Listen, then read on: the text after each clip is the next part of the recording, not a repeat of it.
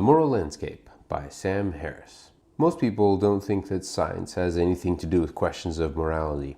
If culture A adopts a system of rules that are different than culture B, then science doesn't have anything to say about which one is better than the other.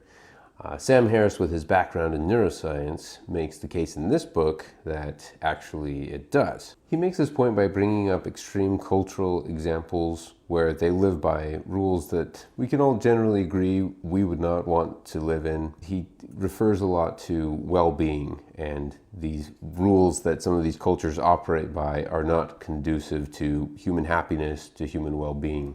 He argues in this book that there are certain kind of actions that are just bad.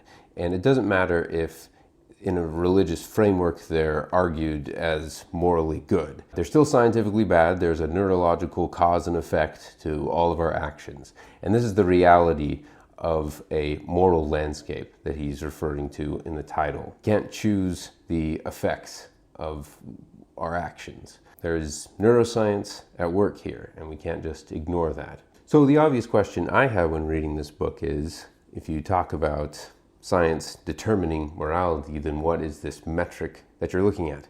If I make choice A, then my happiness, well-being is going to be a 5.3, and if I make this other choice, it'll be a 4.8. Of course, there is no such metric, and he counters this kind of thinking and this kind of argument by comparing morality to health. With your physical health, there's no metric to place on how healthy you are. There's a series of possibilities like your cholesterol level, life expectancy, prevalence of cancer that are tied to certain kinds of actions, but there's no one right answer to how to diet, how to exercise. And he talks in this book about how it's comparable to morality in that there are lots of peaks and lots of troughs. There are a lot of good dieting strategies, but that doesn't mean there's no science on the issue of what a healthy diet is. I think it's pretty obvious that there are certain kinds of diets that are not healthy. My counterargument to this is health has these clear metrics, whereas he doesn't even start to talk about the neuroscience indicators.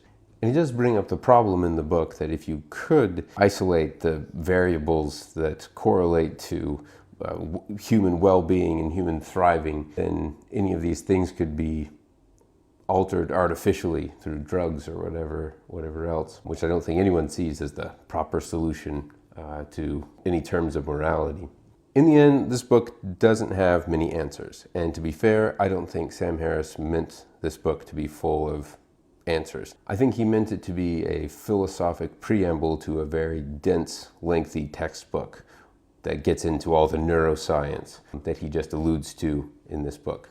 I think he sees this as a scientific branch in its infancy, and we have yet to see where it's going to go. But this is the direction of the progress of science in his mind. What I like about this book is, although I strongly disagree with its central idea, I found myself agreeing with a lot of its side ideas. I think it's good to put a rational lens on the moral decisions that you make in your life. And I also think there is something to say for you can't choose what the consequences of your lifestyle are. Like, there's certain realities that you're gonna run into, and that's worth examining.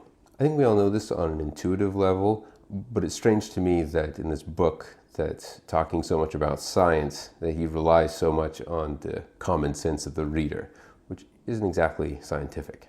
I do think Sam Harris is a talented writer and a very intellectual thinker, and so I like going along with these trains of thought that he's bringing up throughout the book. But I think it does really end up going over in a bunch of circles instead of tying back to the central premise. So overall, I'll give this book 3.5 stars.